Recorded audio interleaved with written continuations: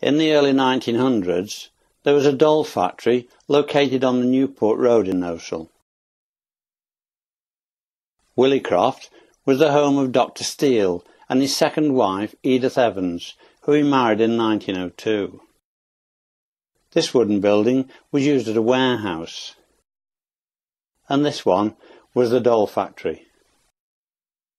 In 1970, Gordon Lees, a teacher from the local school, talked to a number of residents about life in the village from the early 1900s.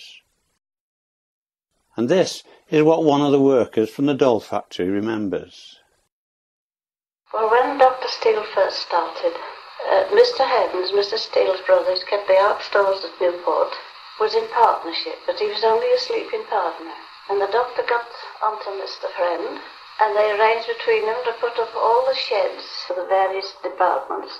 And the sewing was started in Mr. and Mrs. Friend's front room. And my sister, Mrs. Friend, and I started it first. We cut out, Mrs. Steele made the patterns, she brought them to us, the material, we cut them out and machined them, and then they were taken back to the factory.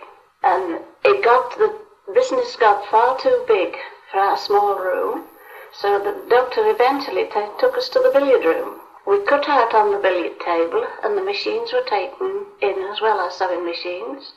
Eventually we got 3 sewing machines, which was run by Millie Friend, Polly Jervis, and my sister Florence Broadbent. And Miss Webb and I did the cutting out. And we made teddy bears was the chief thing. And then we made the stilty man, which is a man on stilts, which had very pretty striped trousers and red jackets and little tall hats. We made sailor men, ducks. We made Puss in Boots. And we made the cats. 1915 we started, early 1915, just after the war started.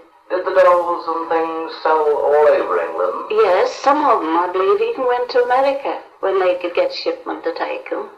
It grew and grew, of course, till it was quite the biggest business.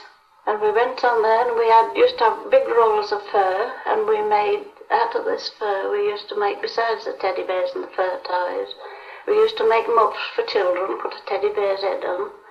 And we also made cases for night dresses and pyjamas, and put a teddy bear's head on that. And we made trapeze men, the little men's dance on wood. And the wooden wire was done down by the shop superintended by Mr. Friend. And then we did the cutting out, and the 3 girls did the sewing. And the school children, the bigger girls, came in the evening from school.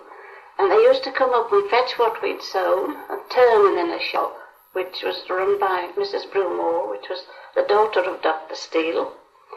She superintended all that, and they were taken into a room after they were turned and stuffed, and then they were taken under Mrs. Brumore's direction to have them finished, stitched together, and the eyes were put in, of course, by Mr. Friend, the woodmen did the woodwork and the wiring.